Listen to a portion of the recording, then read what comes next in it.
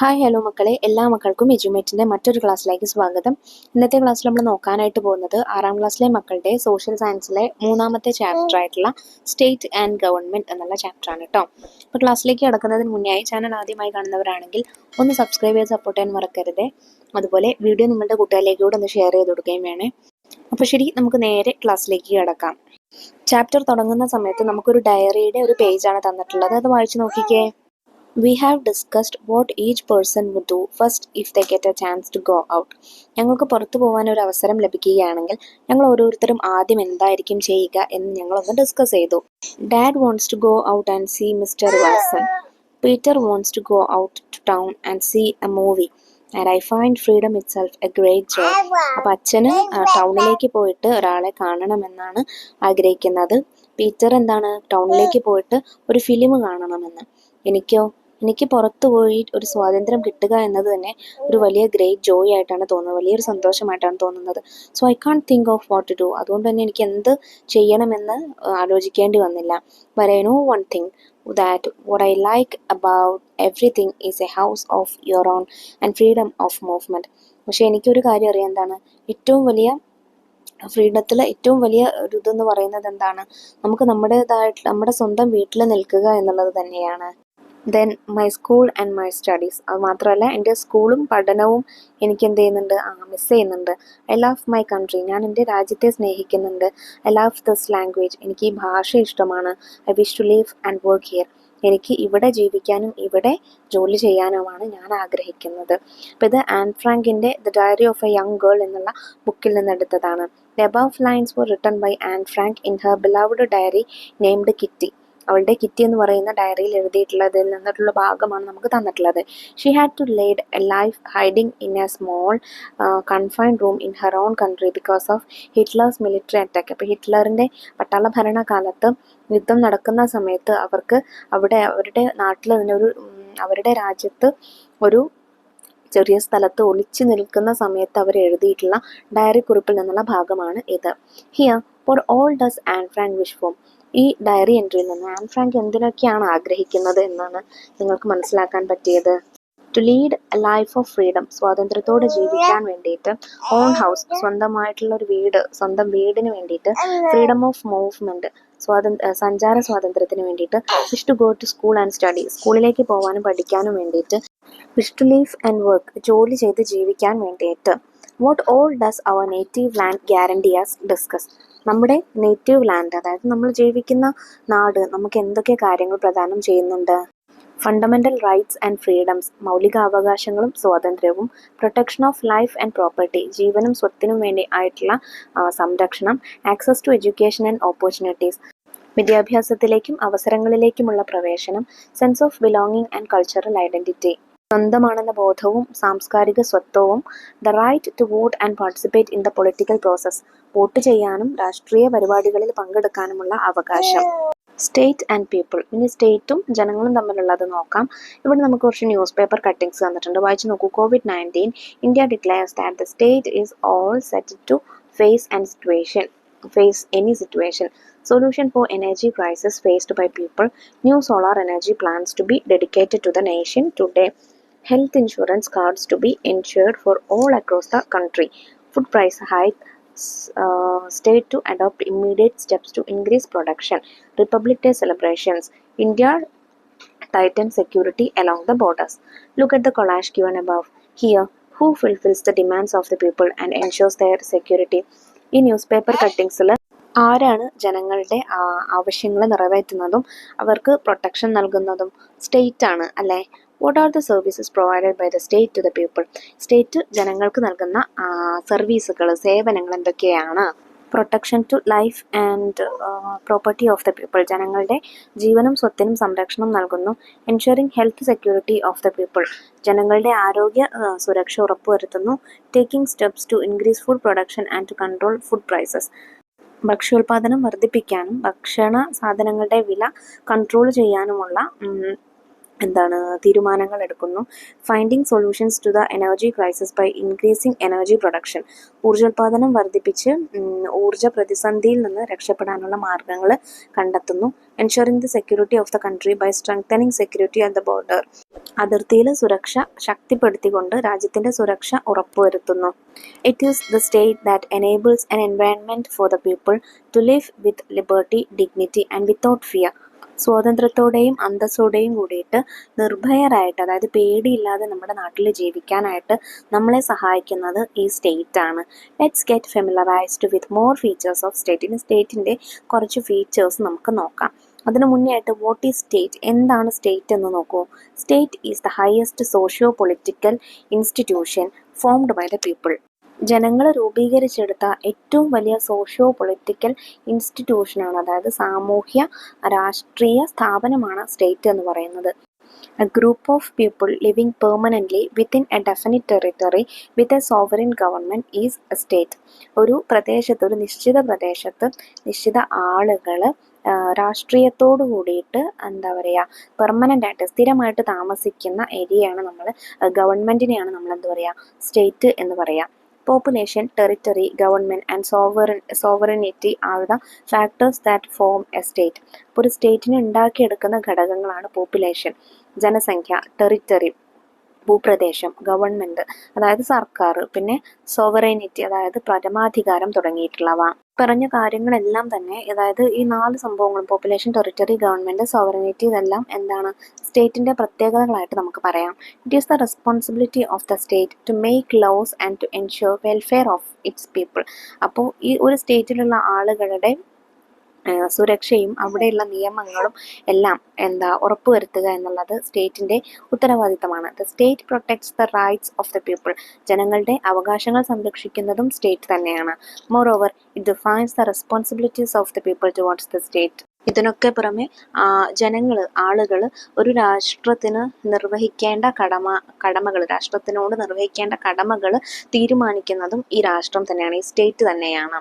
ഇനി നമുക്ക് അവിടുത്തെ state and the political science എന്ന് പറയുന്ന ഒരു ചെറിയ നോട്ട് തന്നിട്ടുണ്ട്, അത് വായിച്ചു നോക്കൂ. Political science is the scientific study of the state. അപ്പോൾ സ്റ്റേറ്റിനെ കുറിച്ചിട്ടുള്ള സയൻറ്റിഫിക് ആയിട്ടുള്ള ശാസ്ത്രീയമായിട്ടുള്ള പഠനമാണ് പൊളിറ്റിക്കൽ സയൻസ് എന്ന് പറയുന്നത്. It was in ancient Greece where the study of the state started first. അപ്പോൾ പുരാതന ഗ്രീസിലാണ് സ്റ്റേറ്റിനെ കുറിച്ചുള്ള പഠനങ്ങൾ ആദ്യമായിട്ട് തുടങ്ങിയത്. The city states were the basis for the study of the state. City states ആയിരുന്നു സ്റ്റേറ്റിനെ കുറിച്ചുള്ള പഠനത്തിന് ആദ്യം തുടക്കമിട്ടത്. Greek thinkers like Socrates, Plato and Aristotle initiated the thoughts related to state. അപ്പോൾ ഗ്രീക്ക് ചിന്തകരായിട്ടുള്ള സോക്രട്ടീസ്, പ്ലേറ്റോ, അരിസ്റ്റോട്ടിൽ തുടങ്ങിയവരാണ് ഇതിന് തുടക്കമിട്ടത്. It was Aristotle, the father of political science, who use the term politics for the first time. Father of political സയൻസിൻ്റെ father ആയിട്ടുള്ള അന്നറിയപ്പെടുന്ന അരിസ്റ്റോട്ടിലാണ് politics എന്നുള്ള വേർഡ് ആദ്യമായിട്ട് യൂസ് ചെയ്തത്. Politics is a well known work authored by him. അരിസ്റ്റോട്ടിലിൻ്റെ വിഖ്യാതമായിട്ടുള്ള പുസ്തകമാണ് പൊളിറ്റിക്സ് എന്ന് പറയുന്നതും. സ്റ്റേറ്റ്. ഇനി നമുക്ക് സ്റ്റേറ്റിനെ കുറിച്ച് കുറച്ച് കാര്യങ്ങൾ നോക്കാം. The Greeks referred to city states as polis, whereas the Romans use the term civitas. ഇപ്പോൾ സിറ്റി സ്റ്റേറ്റ്സിനെ ഗ്രീക്കുകാർ പോളിസ് എന്നും റോമൻസ് സിവിറ്റാസ് എന്നുമാണ് വിളിക്കാറുള്ളത്. It was the Italian philosopher Niccolo Machiavelli who used the term state in its modern sense for the first time. അപ്പോൾ Nicholas മാക്കവല്ലിയാണ് ആദ്യമായിട്ട് state എന്നുള്ള വേർഡ് യൂസ് ചെയ്തിട്ടുള്ളത്. The English word state came into existence from the term status which was popular among Teutons, the ancient tribes in Germany. ജർമ്മനിയിലുള്ള പുരാതന ഗോത്രവർഗ്ഗക്കാരായിട്ടുള്ള ട്യൂട്ടൻസ് use ചെയ്ത status എന്നുള്ള വേർഡിൽ നിന്നാണ് സ്റ്റേറ്റ് എന്നുള്ള ഇംഗ്ലീഷ് വേർഡ് ഉണ്ടായിട്ടുള്ളത്. ഇനി സ്റ്റേറ്റ് ഫോർമേഷൻ്റെ പ്രധാനപ്പെട്ട ഒരു ഫാക്ടറായിട്ടുള്ള പോപ്പുലേഷനെ കുറിച്ച് നമുക്ക് നോക്കാം. ഇവിടെ നമുക്ക് 2 ഫിഗേഴ്സ് തന്നിട്ടുണ്ട്. ഫസ്റ്റ് ഫിഗർ ഒരു സ്കൂളിൻ്റെ പിക്ചറാണ്. സെക്കൻഡ് ഫിഗർ സ്കൂൾ തന്നെയാണ്, പക്ഷേ അതിൽ സ്റ്റുഡൻസും ടീച്ചേഴ്സും ഒക്കെ ഉണ്ട്, പാരൻസും ഒക്കെ ഉണ്ട് അല്ലേ. Look at the pictures given above. Which one of these can be considered a school in the complete sense of the term. അപ്പോൾ പൂർണ്ണമായിട്ടും ഒരു സ്കൂൾ എന്നുള്ള രീതിയിൽ നമുക്ക് പറയാൻ പറ്റുന്ന പിക്ചർ ഇതിലേതാണ്? സെക്കൻഡ് പിക്ചറാണ്. അതിലാണല്ലേ കംപ്ലീറ്റ് ആവുന്നത് സ്കൂൾ എന്നുള്ള ഒരു സെൻസ്. കുട്ടികളും ടീച്ചേഴ്സും പാരൻസും ഒക്കെ വരുമ്പോഴല്ലേ സ്കൂൾ ആവുന്നത്. അല്ലാതെ ഒരു ബിൽഡിംഗ് മാത്രം കെട്ടിവെച്ചതുകൊണ്ട് അത് സ്കൂൾ ആവില്ല അല്ലേ. For a school to become a school in the real sense there should be children, teachers and staff along with other facilities. The concept of school becomes complete when they work together harmoniously and actively. അപ്പോൾ ഈ ആളുകളെല്ലാം, അതായത് സ്റ്റുഡൻസും പാരൻസും സ്റ്റാഫും ടീച്ചേഴ്സും എല്ലാവരും ഒരുമിച്ച് work ചെയ്യുമ്പോഴും അവർ ഒരുമയോട് കൂടിയിട്ട് മുന്നോട്ട് പോകുമ്പോഴും ആക്റ്റീവായിട്ട് ചെയ്യുമ്പോഴും നമുക്കതൊരു കംപ്ലീറ്റ് ആയിട്ട് സ്കൂൾ എന്നുള്ള രീതിക്ക് പറയാനായിട്ട് പറ്റും. The state is also like this. അപ്പോൾ ഈ ഒരു വിദ്യാലയം പോലെ തന്നെയാണ് നമ്മുടെ സ്റ്റേറ്റും വരുന്നത്. Without people a state cannot exist. ജനങ്ങളില്ലാതെ സ്റ്റേറ്റിന് ഒരിക്കലും നിലനിൽപ്പില്ല. But the number of people required to form a state has not been fixed. പക്ഷെ ഒരു സ്റ്റേറ്റ് ഫോം ചെയ്യണമെങ്കിൽ അതിൽ എത്ര ജനങ്ങൾ ചുരുക്കിയത് വേണം, എത്ര ആളുകൾ വേണം, ആളുകളുടെ എണ്ണം എത്ര വേണം എന്നുള്ളത് നമ്മൾ ഇതുവരെ തീരുമാനിക്കപ്പെട്ടിട്ടില്ല. The population of state can include people belonging to different religion, class and color.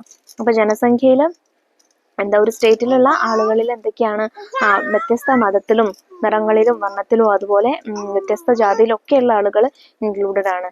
People becomes a part of state when they stay together with mutual dependence, common interest and collective consciousness.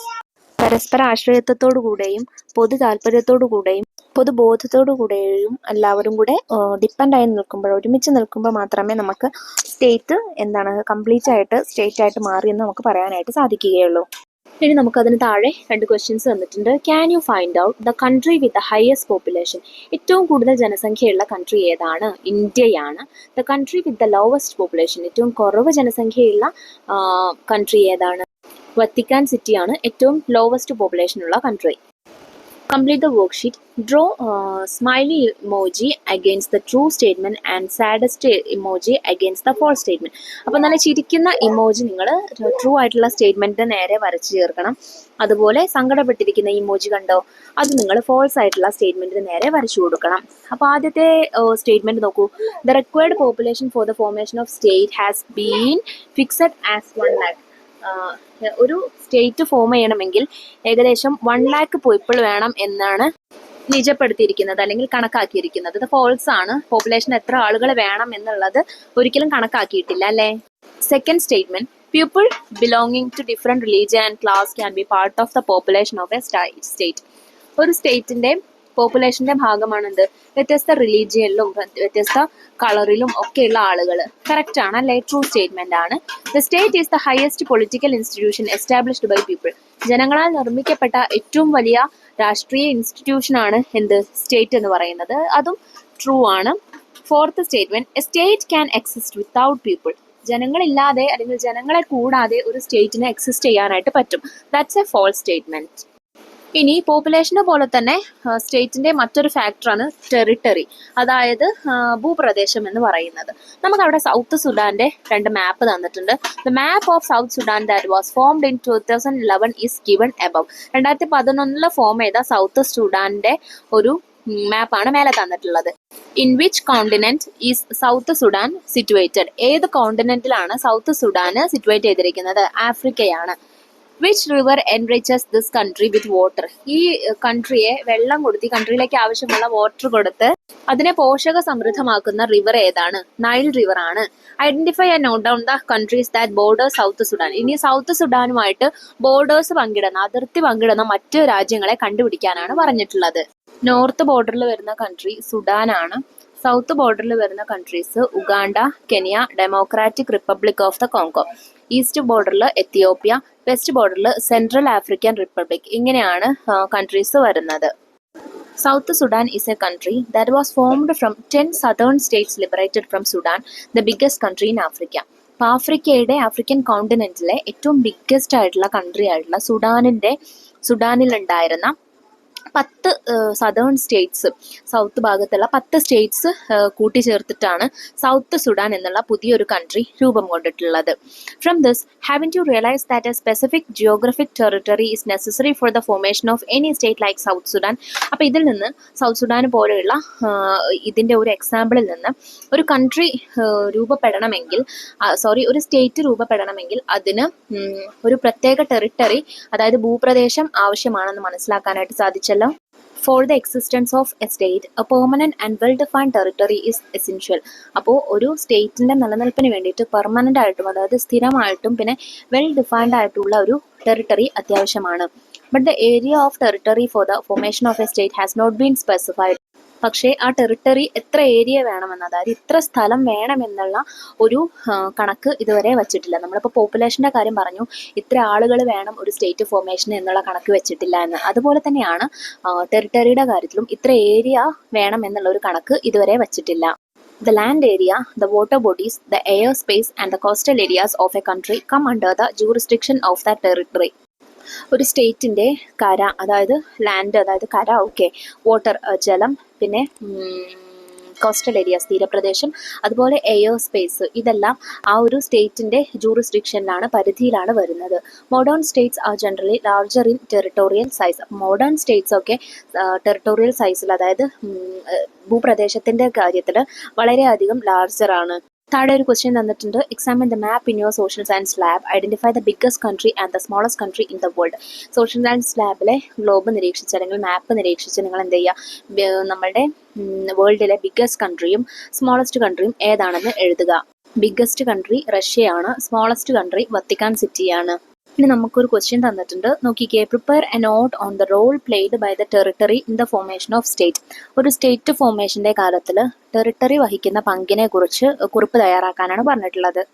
ഞാൻ അതിനായിട്ടുള്ള ഓരോ points നിങ്ങൾക്ക് തരാം. നോക്കിക്കേ മക്കളെ. For the existence of a state a permanent and well defined territory is essential, but the area of territory for the formation of a state has not been specified. The land area, the water bodies, the air space and the coastal areas of a country come under the jurisdiction of that territory. ഇനി നമുക്ക് എന്താണ് government എന്ന് നോക്കാം. നമുക്കവിടെ ഒരു news report തന്നിട്ടുണ്ട്. നോക്കിക്കേ. COVID-19, government declares free ration for all card holders. Government slashes price for life saving medicines. Government maintains vigil price hike under control. ദാഹനീർ new projects for drinking water distribution by government. അപ്പോൾ ഇതിൽ തന്നിട്ടുള്ളതെല്ലാം government ചെയ്യുന്ന ഓരോ കാര്യങ്ങളെ കുറിച്ചാണ് അല്ലേ. Look at the news given above. The government plays a significant role in ensuring the welfare of the people in a state. ഒരു സ്റ്റേറ്റിലുള്ള ആളുകൾക്ക് സുഖമായി ജീവിക്കുന്നതിന് വേണ്ടിയിട്ടുള്ള കാര്യങ്ങളെല്ലാം ഉറപ്പുവരുത്തുന്നത് ഗവൺമെന്റ് ആണ്. It is the government which helps to keep the relationship between the state and the people active. ഒരു സ്റ്റേറ്റും അതിലെ ജനങ്ങളും തമ്മിലുള്ള ഇന്റർ റിലേഷൻഷിപ്പ് ആക്റ്റീവാക്കി കൊണ്ടുപോകുന്നതിൽ ഗവൺമെന്റ് ആണ് പ്രധാന പങ്ക് വഹിക്കുന്നത്. Particular territory need not become a state just because it is inhabited by people. ജനങ്ങൾ താമസിക്കുന്നത് കൊണ്ട് അല്ലെങ്കിൽ ജനങ്ങൾ അധിവസിക്കുന്നത് കൊണ്ട് മാത്രം ഒരു പ്രത്യേക ടെറിട്ടറി, ഭൂപ്രദേശം ഒരു സ്റ്റേറ്റ് ആയിട്ട് മാറണമെന്നില്ല. A system called government is essential to coordinate the resources and the people there. ആ പ്രദേശത്തെ ജനങ്ങളെയും വിഭവങ്ങളെയും കോർഡിനേറ്റ് ചെയ്ത് കൊണ്ടുപോകാൻ ഗവൺമെന്റ് എന്നുള്ളൊരു സിസ്റ്റം അത്യാവശ്യമാണ് അല്ലെങ്കിൽ അത്യന്താപേക്ഷിതമാണ്. The state is a permanent institution whereas the government keeps changing. State എന്ന് പറയുന്നത് ഒരു പെർമനന്റ് ആയിട്ടുള്ള ഇൻസ്റ്റിറ്റ്യൂഷനാണ്, പക്ഷേ ഗവൺമെന്റ് എന്താണ്, മാറിക്കൊണ്ടിരിക്കുന്നുണ്ട്. Government is an agency to form the policies of the state, express and execute them. ഒരു സ്റ്റേറ്റിൻ്റെ നയങ്ങൾ രൂപപ്പെടുത്തുന്നതിനും അത് പ്രകടിപ്പിക്കുന്നതിനും ഒക്കെയുള്ള എന്താ പറയുക ഏജൻസിയാണ് government. The government handle law and order, rule of law, defense, foreign relations, road, bridges, drinking water, electricity, education and the like. Law and order അതായത് ക്രമസമാധാനവും rule of law നിയമവാഴ്ചയും ഡിഫൻസും പിന്നെ വിദേശ ബന്ധങ്ങളും പിന്നെ റോഡുകളും ബ്രിഡ്ജസും ഡ്രിങ്കിങ് വാട്ടർ കുടിവെള്ളവും ഇലക്ട്രിസിറ്റിയും വിദ്യാഭ്യാസവും എഡ്യൂക്കേഷനും എല്ലാം കൊണ്ടുപോകുന്നത്, ഹാൻഡിൽ ചെയ്യുന്നത്, കൈകാര്യം ചെയ്യുന്നത് ഗവൺമെൻറ് ആണ്. ഇനി അതിന് താഴെ മറ്റൊരു ക്വസ്റ്റ്യൻ കൂടെ തന്നിട്ടുണ്ട്. Complete the concept map which includes the major responsibilities of the government. ഗവൺമെന്റിന്റെ പ്രധാനപ്പെട്ട ചുമതലകളെ സൂചിപ്പിക്കുന്ന ഒരു മാപ്പ് അവിടെ തന്നിട്ടുണ്ട്. അത് ഫില്ല് ചെയ്യാനാണ് പറഞ്ഞിട്ടുള്ളത്. ഒരെണ്ണം നമുക്ക് അവിടെ തന്നിട്ടുണ്ട്. Protects the sovereignty and unity of the state. ഒരു സ്റ്റേറ്റിന്റെ പരമാധികാരവും അതിന്റെ യൂണിറ്റി, ഐക്യവും കാത്തു സൂക്ഷിക്കുക എന്നുള്ളത് ഗവൺമെന്റിന്റെ റെസ്പോൺസിബിലിറ്റിയാണ്. ഇനി നമുക്ക് ഏതൊക്കെ എഴുതാം. Ensuring the welfare of the people. ജനങ്ങളുടെ സുരക്ഷ ഉറപ്പുവരുത്തുന്നത് ഗവൺമെന്റ് ആണ്. Helps to keep the relationship between the state and the people active. ജനങ്ങളും സ്റ്റേറ്റും തമ്മിലുള്ള റിലേഷൻഷിപ്പ് മുന്നോട്ട് കൊണ്ടുപോകുന്നതും അല്ലെങ്കിൽ അത് ആക്റ്റീവായിട്ട് നിർത്തുന്നതും ഒരു ഗവൺമെന്റ് ആണ്. Helps to coordinate the resources and the people. ഒരു സ്റ്റേറ്റിലെ ജനങ്ങളെയും അതിലെ വിഭവങ്ങളെയും തമ്മിൽ കോർഡിനേറ്റ് ചെയ്ത് ഏകോപിപ്പിച്ച് കൊണ്ടുപോകുന്നത് ഗവൺമെന്റ് ആണ്. To form the policies of the state and execute them. രാഷ്ട്രത്തിന്റെ നിയമങ്ങൾ രൂപീകരിക്കുകയും അത് നടപ്പിലാക്കുകയും ചെയ്യുന്നത് ഗവൺമെന്റ് ആണ്.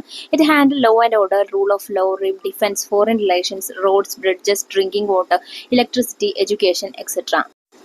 അതുപോലെ തന്നെ ഒരു സ്റ്റേറ്റിലെ നിയമങ്ങളും നിയമവാഴ്ചയും പിന്നെ ലോ ആൻഡ് ഓർഡറും പിന്നെ ഡിഫൻസ് പ്രതിരോധവും ഫോറിൻ റിലേഷൻസ് അതായത് വൈദേശിക ബന്ധവും റോഡ് ബ്രിഡ്ജസ് പാലങ്ങൾ കുടിവെള്ളം ഇലക്ട്രിസിറ്റി വിദ്യാഭ്യാസം ഇതെല്ലാം ഹാൻഡിൽ ചെയ്ത് കൊണ്ടുപോകുന്നത് ഗവൺമെന്റ് ആണ്. സൊവേറിനിറ്റി പരമാധികാരം. നമുക്കവിടെ 4 പത്ര കട്ടിങ്സ് തന്നിട്ടുണ്ട്. നോക്കൂ. Civil war resolved, Sri Lanka moves to democracy. വാസ്കെയോ, India assures safe returns of students abroad. India and China signed a new cooperation pact. Welfare of the aged, France set for strict implementation of the law. Look at the news headlines above. Each headlines give the decisions made by the states in different fields using their power. അപ്പോൾ ഓരോ സ്റ്റേറ്റും അവരുടെ അധികാരം വച്ചിട്ട് ഓരോ തീരുമാനങ്ങൾ എടുക്കുന്നതിനെ പറ്റിയാണ് ഈ 4 news ലൈൻസിലും തന്നിട്ടുള്ളത്. The supreme power of the state take decision without being subjected to external intervention or pressure in any form is termed sovereignty. ഇത്തരത്തിൽ ബാഹ്യ ഇടപെടലുകൾക്കോ അല്ലെങ്കിൽ മറ്റൊരു ആളുടെ അല്ലെങ്കിൽ മറ്റൊരു സ്റ്റേറ്റിന്റെ അതോ അല്ലെങ്കിൽ മറ്റൊരു പവറിന്റെ എന്താ പറയുക പ്രഷറിനോ ഇംപ്ലിമെന്റ് ചെയ്യാതെ ഒരു സമ്മർദ്ദങ്ങൾക്കോ അടിപ്പെടാതെ അല്ലെങ്കിൽ കീഴ്പ്പെടാതെ സ്വന്തമായിട്ട് ഡിസിഷൻസ് എടുക്കാനുള്ള ഒരു സ്റ്റേറ്റിന്റെ പവറിനെയാണ് അല്ലെങ്കിൽ എബിലിറ്റിയെയാണ് സൊവറിനിറ്റി എന്ന് പറയുന്നത്. This is a unique characteristics of the state. ഒരു സ്റ്റേറ്റിന്റെ പ്രധാനപ്പെട്ടുള്ള ഒരു ക്യാരക്ടറിസ്റ്റിക് എന്ന് പറയുന്നത് സൊവറിനിറ്റിയാണ്. The state makes laws and takes political decisions as part of its sovereign power. അപ്പോൾ ഈ പരമാധികാരം വെച്ചുകൊണ്ട് ഒരു സ്റ്റേറ്റിന് അതിന്റെ നിയമങ്ങൾ രൂപീകരിക്കുകയും അതുപോലെ പൊളിറ്റിക്കൽ ഡിസിഷൻസ് എടുക്കുകയും ചെയ്യാം. The state executes and protects its sovereign power through the government. State ഇങ്ങനെ ഇതെല്ലാം പ്രൊട്ടക്ട് ചെയ്യുന്നതും അത് സൊവേറിനിറ്റി കാത്തു സൂക്ഷിക്കുന്നതൊക്കെ ഗവൺമെന്റിലൂടെയാണ്, ഗവൺമെന്റിന്റെ സഹായത്തോട് കൂടിയിട്ടാണ്. Even if there are people, territory and the government, state cannot exist without sovereignty. അപ്പൊ ജനങ്ങളും ടെറിട്ടറിയും ഉണ്ടെങ്കിൽ കൂടി, ഭൂപ്രദേശവും പോപ്പുലേഷനും ഉണ്ടെങ്കിൽ കൂടി ഒരു സ്റ്റേറ്റിന് സൊവേറിനിറ്റി ഇല്ലാതെ ഒരിക്കലും എക്സിസ്റ്റ് ചെയ്യാനായിട്ട് പറ്റില്ല. ഇനി നോക്കൂ ക്വസ്റ്റ്യൻ. നമുക്ക് ഇവിടെ 2 ന്യൂസ് റിപ്പോർട്ട്സ് തന്നിട്ടുണ്ട്. Democracy being toppled in Myanmar, America warns of intervention. അതായത് മ്യാൻമാറിലെ ഡെമോക്രസി ജനാധിപത്യം അട്ടിമറിക്കപ്പെട്ടു, അമേരിക്ക ഇടപെടുമെന്ന് താക്കീത് നൽകി. Nuclear policy country's internal affair, no need of interference from other countries says India. Nuclear policy അതായത് ആണവ നയം ഒരു രാജ്യത്തിന്റെ ആഭ്യന്തര കാര്യമാണ്, മറ്റു രാജ്യങ്ങൾ ഇന്റർഫിയർ ചെയ്യേണ്ട കാര്യമില്ല അല്ലെങ്കിൽ ചെയ്യാൻ സമ്മതിക്കില്ല, മറ്റു രാജ്യങ്ങൾ ഇടപെടാൻ സമ്മതിക്കില്ല എന്ന് ഇന്ത്യ പറയുന്നു. Which of this given the sovereignty of the state is maintained? Explain why. Prepare a note. അപ്പോൾ ഈ 2 ന്യൂസിൽ സൊവേറിനിറ്റി മെയിൻറ്റെയിൻ ചെയ്യുന്ന സ്റ്റേറ്റ് ഏതാണ് എക്സ്പ്ലെയിൻ ചെയ്യാനാണ് പറഞ്ഞിട്ടുള്ളത്. ഇൻ ന്യൂസ് 2 രണ്ടാമത്തെ ന്യൂസിലാണ് അല്ലെ. The news that India's nuclear policy is an internal matter is a good example of sovereignty protection. അപ്പോൾ ന്യൂക്ലിയർ പോളിസി എന്ന് പറയുന്നത് ഒരു സ്റ്റേറ്റിന്റെ ഇന്റേണൽ മാറ്റർ ആണ് അല്ലെങ്കിൽ സെൽഫ് മാറ്റർ ആണ് എന്ന് പറയുന്ന ഡിസിഷൻ ആണ് സൊവേറിനിറ്റിക്ക് പ്രധാനപ്പെട്ട ഒരു ഒരു എക്സാമ്പിൾ ആയിട്ട് മാറിയിട്ടുള്ളത്. It affirms the country's right to make decisions without being subject to external interference or pressure. അപ്പോൾ മറ്റു രാജ്യങ്ങളുടെ ഇന്റർഫിയറൻസോ അല്ലെങ്കിൽ മറ്റു രാജ്യങ്ങളുടെ സമ്മർദ്ദമോ പ്രഷറോ ഒന്നുമില്ലാതെ സ്വന്തമായിട്ട് ഡിസിഷൻ എടുക്കുക എന്നുള്ള ഒരു കാര്യം ഈ ന്യൂസിൽ നമ്മൾക്ക് മനസ്സിലാക്കാനായിട്ട് പറ്റും. Foreign interference in the political affairs of another country challenges or weakens the sovereignty of that country. ഒരു രാജ്യത്തിന്റെ പൊളിറ്റിക്കൽ അഫയേഴ്സിൽ ഉണ്ടാവുന്ന മറ്റ് രാജ്യങ്ങളുടെ ഇടപെടൽ ആ രാജ്യത്തെ ദുർബലപ്പെടുത്തുകയോ അല്ലെങ്കിൽ ആ സ്റ്റേറ്റിന്റെ പരമാധികാരത്തെ വെല്ലുവിളിക്കുകയോ ചെയ്യുന്നതാണ്. മറ്റൊരു ക്വസ്റ്റ്യൻ നോക്കൂ. Write the basic components of state on strips and keep them in the bowl on the table. Each one should take a strip. Those who got the same topic from groups. Each group discuss the topic they got. Present them in different ways like posters, notes, speeches, panel discussion, role play etcetera. ഒരു രാഷ്ട്രത്തിന്റെ പ്രധാനപ്പെട്ട ഘടകങ്ങൾ ഏതൊക്കെയാണെന്ന് എഴുതിയിട്ട് ഒരു സ്ട്രിപ്പിൽ എഴുതിയിട്ട് ബൗളിൽ ഇടുക. എന്നിട്ട് ഓരോ കുട്ടികളായിട്ട് അതിൽ വന്നിട്ട് ഓരോ സ്ട്രിപ്പ് എടുക്കുക. ഒരേ ടോപ്പിക്ക് കിട്ടിയ സ്റ്റുഡൻസ് തമ്മിൽ ഒരു ഗ്രൂപ്പ് ഫോം ചെയ്യുക. എന്നിട്ട് അതിനെക്കുറിച്ച് നിങ്ങൾ പോസ്റ്റേഴ്സോ റോൾ പ്ലേയോ എന്ത് വേണമെങ്കിലും ക്ലാസ്സിൽ അവതരിപ്പിക്കുക കേട്ടോ. അത് ക്ലാസ്സിൽ നിങ്ങൾക്ക് ചെയ്ത് നോക്കാൻ പറ്റുന്ന ഒരു ആക്ടിവിറ്റിയാണ്. Formation of state, various theories. ഇനി ഒരു സ്റ്റേറ്റിന്റെ ഫോർമേഷൻ എങ്ങനെയാണെന്നുള്ളതിൽ 3 തിയറീസ് നമുക്ക് പഠിക്കാനുണ്ട്. We have discuss the different components of state. Now let us examine how the state was formed. A panel discussion has been organized in the class on the formation of state. Look at the way how the children express their opinions. അപ്പോൾ ഒരു ക്ലാസ്സിൽ എങ്ങനെയാണ് സ്റ്റേറ്റിന്റെ formation ഉണ്ടായിട്ടുള്ളത് എന്നൊരു discussion വന്നു. അപ്പോൾ ആ ഡിസ്കഷനിൽ ഡിഫറെൻറ്റ് ഒപ്പീനിയൻസ് ആയിരുന്നു കുട്ടികൾ പങ്കുവച്ചിരുന്നത്. ആ ഒപ്പീനിയൻസ് നോക്കൂ. ഫസ്റ്റ് മോൾ പറയുന്നത് നോക്കൂ. The strong conquered the weak by force and establish the state. അപ്പോൾ ശക്തിയുള്ളവർ ദുർബലരായവരെ എന്താ പറയുക, ബലം പ്രയോഗിച്ച് കീഴ്പ്പെടുത്തിയാണ് സ്റ്റേറ്റ് ഫോം ചെയ്തിട്ടുള്ളത്. രണ്ടാമത്തെ ആൾ പറയുന്നത് നോക്കൂ. നോട്ട് അറ്റ് ഓൾ, അങ്ങനെയല്ല. It is the various contacts made by the people that led to the formation of the state. അങ്ങനെയല്ല, വിവിധ കരാറുകളുടെ അടിസ്ഥാനത്തിലാണ് ഒരു സ്റ്റേറ്റ് ഉണ്ടായിട്ടുള്ളത് എന്നാണ് മറ്റൊരു കുട്ടിയുടെ അഭിപ്രായം. മറ്റൊരു കുട്ടി പറയുന്നത് നോക്കൂ. None of these is correct, ഇതൊന്നും ശരിയല്ല. The state was not build by any one, state ആരാലും നിർമ്മിക്കപ്പെട്ടതല്ല. It was formed as a result of long term evolution. ഒരുപാട് നാളത്തെ അല്ലെങ്കിൽ ഒരുപാട് കാലത്തെ പരിണാമത്തിന്റെ എവല്യൂഷന്റെ ഫലമായിട്ടാണ് സോഷ്യൽ എവല്യൂഷന്റെ ഫലമായിട്ടാണ് എന്താണ് സ്റ്റേറ്റ് രൂപീകരിക്കപ്പെട്ടിട്ടുള്ളത് എന്നാണ് ഒരു കുട്ടി പറയുന്നത്. അപ്പൊ സ്റ്റേറ്റിന്റെ ഫോർമേഷനെ കുറിച്ച് തന്നെ നമ്മൾ മൂന്ന് എന്താ പറയാ തിയറീസ് അല്ലെങ്കിൽ 3 ഒപ്പീനിയൻസ് വന്നു. You have noticed the opinions expressed by the children related to the formation of the state. They refer to the various theories that led to the formation of state. Shall we complete the concept map given below? നമുക്ക് താഴെ തന്നിട്ടുള്ള concept map നോക്കൂ. Theories of state formation, ഒരു state ഫോർമേഷന്റെ 3 തിയറികളാണ്. ഒന്നാമത്തേത് അവിടെ തന്നിട്ടുണ്ട്. Theory of social കോൺട്രാക്റ്റിന്റെ അല്ലെങ്കിൽ കരാറുകളുടെ ഭാഗമായിട്ടാണ് സ്റ്റേറ്റ് ഫോം ചെയ്തിട്ടുള്ളത്. That means agreements or contracts made by people led to the formation of the state. ഒരു എഗ്രിമെന്റോ അല്ലെങ്കിൽ കരാറുകളുടെയോ കോൺട്രാക്റ്റിന്റെയോ ഒക്കെ ഫലമായിട്ടാണ് ജനങ്ങൾക്ക് സ്റ്റേറ്റ് ഫോർമേഷൻ നടത്താനായിട്ട് സാധിച്ചിട്ടുള്ളത്.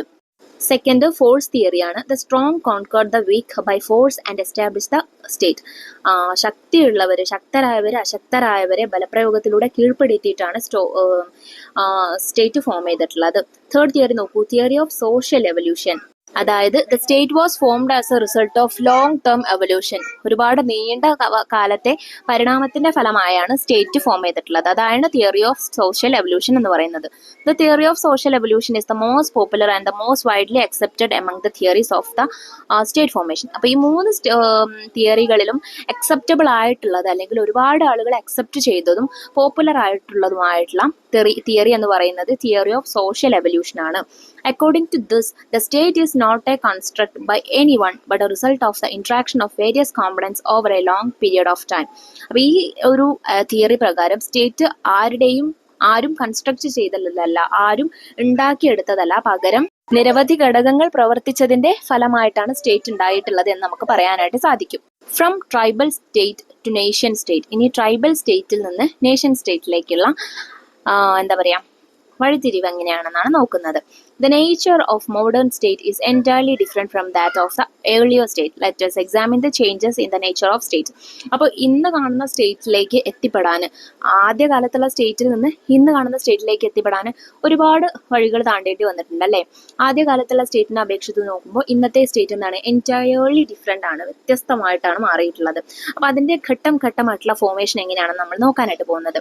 ഫസ്റ്റ് നോക്കൂ. ട്രൈബൽ സ്റ്റേറ്റ്സ്, അതായത് ഗോത്രദേശങ്ങൾ എങ്ങനെയായിരുന്നു എന്നാണ് നോക്കുന്നത്.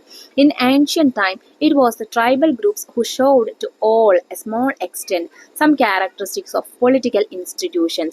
The formation of tribal state was due to the influence of being born into the same clan, having same interest and same economic activities. ആദ്യകാലത്തൊക്കെ പൗരാണിക രാഷ്ട്രങ്ങളുടെ രൂപീകരണം ചെറിയ തോതിലെങ്കിലും കാണിച്ചിരുന്നത് ട്രൈബൽ ഗ്രൂപ്പുകളായിരുന്നു. ഒരേ വംശത്തിലുള്ളവരുടെ ജനനം, ഒരേ സ്വഭാവങ്ങൾ അല്ലെങ്കിൽ ഒരേ താല്പര്യങ്ങൾ, ഇതെല്ലാം ഒരു സ്റ്റേറ്റിന്റെ ഫോർമേഷന് വേണ്ടിയിട്ട് കാരണമായി. നെക്സ്റ്റ് സ്റ്റെപ്പ് വരുന്നത് ഓറിയന്റൽ അഡ്മിനിസ്ട്രേറ്റീവ് സിസ്റ്റം ആണ്. Some of the characteristics of modern states were exhibited by oriental administrative system. അപ്പോൾ ഇന്ന് കാണുന്ന മോഡേൺ സ്റ്റേറ്റിന്റെ കുറച്ചൊക്കെ ക്യാരക്ടറിസ്റ്റിക്സ് എന്താ പറയുക പ്രകടമാക്കിയിരുന്നത് ഓറിയന്റൽ അഡ്മിനിസ്ട്രേറ്റീവ് സിസ്റ്റം ആയിരുന്നു. The centres of river valley civilisation such as Mesopotamia, Egypt and China are example. അതിന് എക്സാമ്പിൾസ് ആണ് നമ്മളുടെ നദീതീരങ്ങളിലെ എന്താ പറയുക സാമൂഹിക കൂട്ടായ്മ ആയിട്ടുള്ള നമ്മൾ പഠിച്ച സിവിലൈസേഷൻസ് ആയിട്ടുള്ള മെസപ്പൊട്ടേമിയ, ഈജിപ്റ്റ്, ചൈന, ഹരപ്പൻ തുടങ്ങിയവയ്ക്ക്. ഹരപ്പൻ നശിച്ചുപോയി അല്ലെ, തുടങ്ങിയിട്ടുള്ളവയ്ക്ക്. People led an urban life style in these bronze age civilisation centres. അപ്പോൾ ഈ ബ്രോൺസ് ഏജിലുള്ള ഈ വെങ്കല യുഗത്തിലുള്ള ഈ സിവിലൈസേഷൻസ് ഒക്കെ എന്തായിരുന്നു? ഏർബൻ ലൈഫ് സ്റ്റൈൽസ് ആയിരുന്നു, നഗര ജീവിതങ്ങളായിരുന്നു, നാഗരിക ജീവിതങ്ങളായിരുന്നു നയിച്ചിരുന്നത്.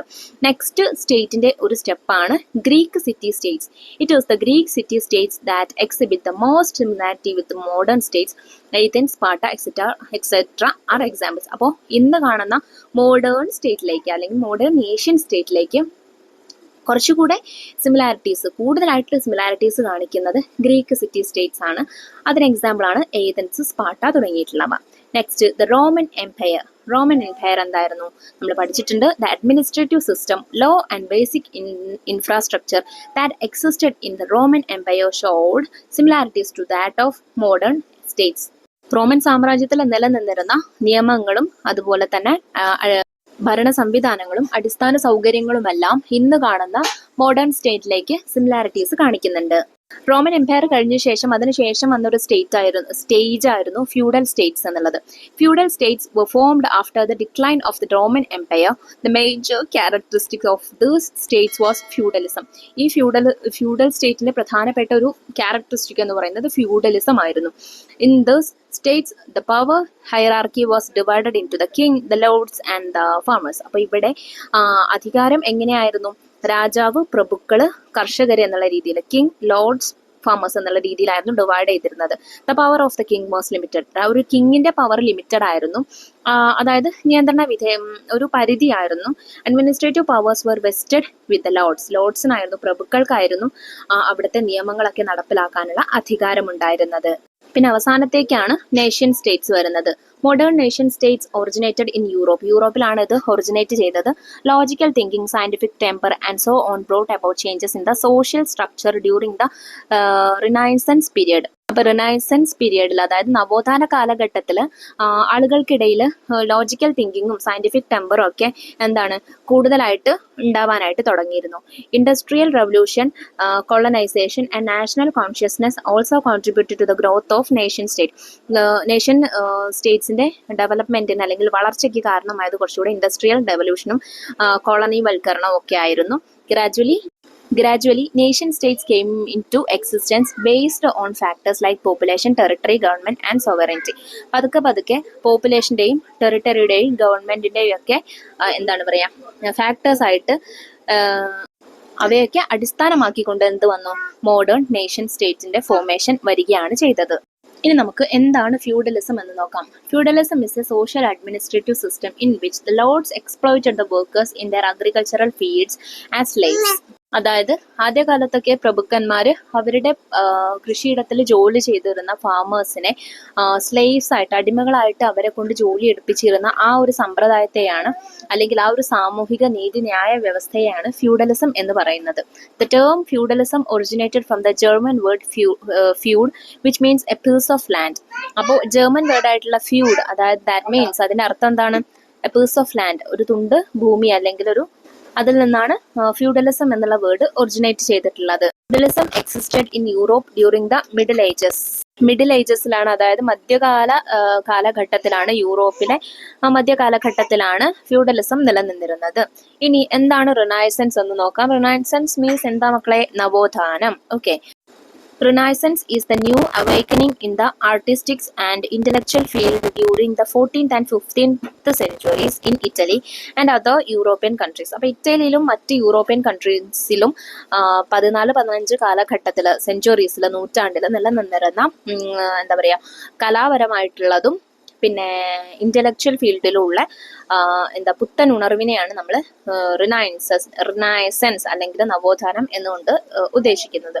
The main feature of this age is that humans were given more importance and the religious doctrines. അപ്പോൾ മതപരമായിട്ടോ അല്ലെങ്കിൽ ജാതിപരമായിട്ടുള്ള ഉള്ളതിനെക്കാട്ടിലും കൂടുതൽ ഇമ്പോർട്ടൻസ് ഹ്യൂമൻ ലൈഫിന് അല്ലെങ്കിൽ മനുഷ്യത്വത്തിന് അല്ലെങ്കിൽ മനുഷ്യർക്ക് കൊടുക്കുക എന്നതായിരുന്നു ഈ ഒരു ഏജിന്റെ പ്രത്യേകത എന്ന് പറയുന്നത്. Petrarch, Dante, da Vinci and so on influence the renaissance in various fields. അപ്പോൾ റിനൈസൻസിൽ ഏറ്റവും കൂടുതൽ സംഭാവനകൾ ചെയ്ത ആളുകളായിരുന്നു പെട്രാർക്ക്, ദാന്തെ, ഡാവിഞ്ചി തുടങ്ങിയവർ. നെക്സ്റ്റ് നമുക്ക് അതിന് താഴെയായിട്ടൊരു വർക്ക്ഷീറ്റ് കംപ്ലീറ്റ് ചെയ്യാൻ കൊടുത്തിട്ടുണ്ട്. നോക്കിക്കേ, complete the worksheet about the origin and development of States. First one നമുക്ക് അവിടെ തന്നിട്ടുണ്ട്. In the hierarchical system of king Lord farmers the power of the king is limited. Feudal state ആണ്. Next logical thinking, scientific temper, industrial revolution and national consciousness led to the formation of this state. Nation state ആണ്. Bronze Age civilization centers belong to this administrative system. Oriental administrative systems ആണ്. People being born into same clan, having common interest and similar economic activities are the features of this type of state. Tribal states ആണ്. State and government mutual relationship. We have already recognized that in a state it is the government that carries out the administration. Let us examine more features of it, shall we? Okay. ഇനി നമുക്കിവിടെ question തന്നിട്ടുണ്ട്. Given below are the data collected by Kiran for comparing state and government. Arrange them suitably in the table given below. അപ്പോൾ കിരൺ കുറച്ച് വിവരങ്ങൾ ശേഖരിച്ചിട്ടുണ്ട്. അതിന് സ്റ്റേറ്റിന്റെയും ഗവൺമെന്റിന്റെയും features ആണ് തന്നിട്ടുള്ളത്. അത് കറക്റ്റായിട്ട് ടേബിളിൽ അറേഞ്ച് ചെയ്യാനാണ് പറഞ്ഞിട്ടുള്ളത്. നോക്കിക്കുക, ഒന്നാമത്തേത് ഇറ്റ് ഹാസ് സൊവേറിനിറ്റി, പരമാധികാരമുണ്ട്. ഇറ്റ് കീപ്സ് ചേഞ്ചിങ്, മാറിക്കൊണ്ടിരിക്കുന്നുണ്ട്. It is a broad concept, വലിയൊരു ആശയമാണ്, വിശാലമായിട്ടുള്ള ഒരു കൺസെപ്റ്റ് ആണ്. It is a permanent institution, സ്ഥിരമായിട്ടുള്ള ഒരു ഇൻസ്റ്റിറ്റ്യൂഷൻ ആണ്. It is a component of the state, സ്റ്റേറ്റിന്റെ ഒരു കോമ്പോണന്റ് ആണ്. All people are included in this, എല്ലാ ജനങ്ങളും ഇതിൽ ഉൾപ്പെടുന്നു. Administrators and officials are included in this, അധികാരം കൈകാര്യം ചെയ്യുന്നവരും ഒഫീഷ്യൽസും ഒക്കെയാണ് ഇതിൽ ഇൻക്ലൂഡഡ് ആയിട്ടുള്ളത്. Sovereignty is executed through this agency, ഈ ഏജൻസിയിലൂടെയാണ് പരമാധികാരം അല്ലെങ്കിൽ സൊവേറിനിറ്റി എക്സിക്യൂട്ട് ചെയ്യുന്നത്. ഇനി നമുക്ക് ഇതിനെ സ്റ്റേറ്റിന്റെ പ്രത്യേകതകളും ഗവൺമെന്റിന്റെ പ്രത്യേകതകളുമായിട്ട് ചേഞ്ച് ചെയ്ത് എഴുതാം. ഒന്നാമത്തേത് സ്റ്റേറ്റിന്റെ ഫാക്ടേഴ്സ് ആണ്. It has sovereignty, it is a broad concept, it is a permanent institution, all people are included in this. Next ഗവൺമെന്റിന്റെ ഫീച്ചേഴ്സ് നോക്കാം. It keeps changing, it is a component of the state, administrators and officials are included in this, sovereignty is executed through this agency. The government helps to keep the relationship dynamic between the people and the state. ജനങ്ങളും സ്റ്റേറ്റും തമ്മിലുള്ള ബന്ധം നിലനിർത്താൻ വേണ്ടിയിട്ട് സഹായിക്കുന്നത് government ആണ്.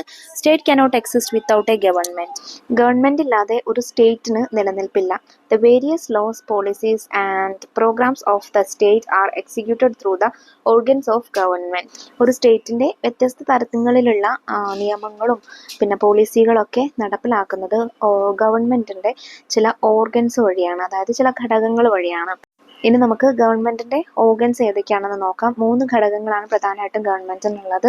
ഒന്നാമത്തേത് legislative, അതായത് ലെജിസ്ലേറ്റർ എന്ന് പറയുമ്പോൾ നിയമനിർമ്മാണ വിഭാഗമാണ് കേട്ടോ.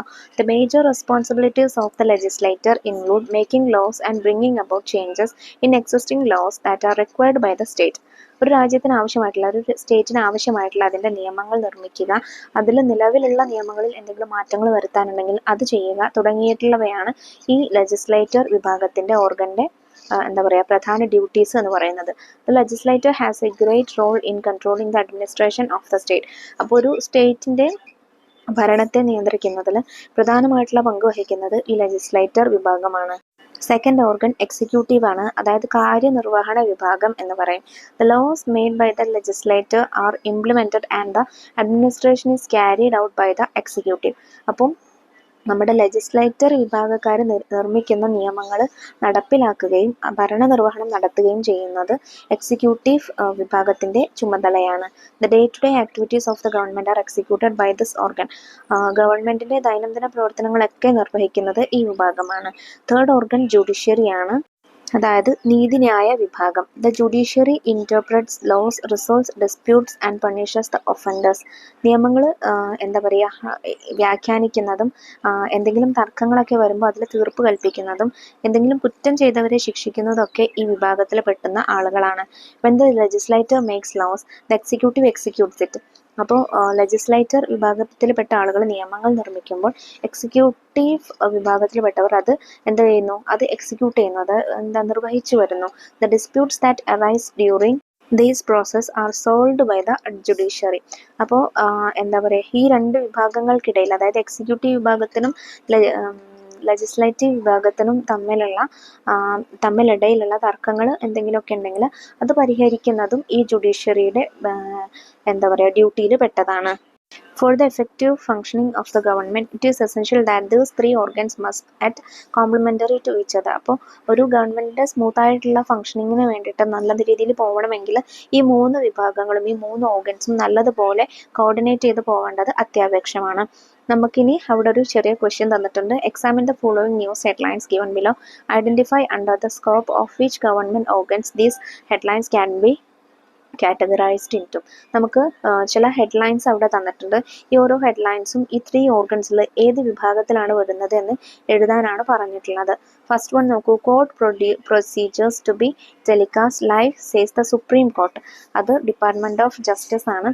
The government prepares for strict implementation of the right to education act. അത് അഡ്മിനിസ്ട്രേഷൻ ഡിപ്പാർട്ട്മെൻ്റ് ആണ്. Third one, Environment Protection Amendment of Law Soon, Legislative Department ആണ്. Fourth one, Green Protocol to be followed strictly in schools, Department of Education, Administration Department ആണ്. Fifth one, Revision of Traffic Rules, Court to be informed of the progress. അത് Justice Departmentum Administration Departmentum ആണ്. അവസാനത്തേത് നോക്കൂ. Parliament approves revision of transport rules. അത് Legislative Departmentil വരുന്നതാണ്. We have become familiar with the origin and evolution of the concept of state. അപ്പോൾ ഒരു സ്റ്റേറ്റിൻ്റെ കൺസെപ്റ്റിൻ്റെ എവല്യൂഷൻ്റെ കൺസെപ്റ്റിനെ കുറിച്ചും ഒക്കെ നമുക്ക് എന്തായി ഈ ചാപ്റ്ററിൽ നിന്ന് പഠിക്കാനായിട്ട് പറ്റിയല്ലേ. Our states have developed from tribal states of ancient times to the level of modern nation states that are based on democracy. അപ്പോൾ പുരാതന ഗോത്ര ഭരണ വിഭാഗത്തിൽ നിന്ന്, അതായത് സ്റ്റേറ്റ് ഓഫ് ട്രൈബ്സിൽ നിന്ന്, ട്രൈബൽ സ്റ്റേറ്റിൽ നിന്ന് നമ്മുടെ നാടിനെ മോഡേൺ ആയിട്ടുള്ള അല്ലെങ്കിൽ എന്താ പറയുക ആധുനികമായിട്ടുള്ള നേഷൻ സ്റ്റേറ്റിലേക്ക് മാറ്റാനായിട്ട് ഡെമോക്രസിക്ക് കഴിഞ്ഞിട്ടുണ്ട്. The modern nation states which give more importance to equality, liberty and sovereignty are also a sign of human progress. അപ്പോൾ സമത്വം, സ്വാതന്ത്ര്യം, പരമാധികാരം, അതാണ് ഇക്വാലിറ്റി, ലിബർട്ടി, സോവറിനിറ്റി എന്ന് പറയുന്നത്. അതിന് കൂടുതൽ പ്രാധാന്യം കൽപ്പിക്കപ്പെടുന്നതാണ് ഇന്നത്തെ നമ്മുടെ മനുഷ്യ പുരോഗതിയുടെ ഒരു അടയാളപ്പെടുത്തൽ കൂടിയാണ് നമ്മുടെ ഇന്നത്തെ മോഡേൺ നേഷൻ സ്റ്റേറ്റ്സ് എന്ന് പറയുന്നത്. അപ്പോൾ ഇത്രയും കാര്യങ്ങളാണ് കേട്ടോ മക്കളെ നിങ്ങൾക്ക് ഈ ചാപ്റ്ററിൽ പഠിക്കാനായിട്ടുള്ളത്. പാഠഭാഗവും അതിൽ ചെയ്തിട്ടുള്ള ആക്ടിവിറ്റീസൊക്കെ എല്ലാ മക്കൾക്കും മനസ്സിലായിട്ടുണ്ടെന്ന് വിശ്വസിക്കുന്നു.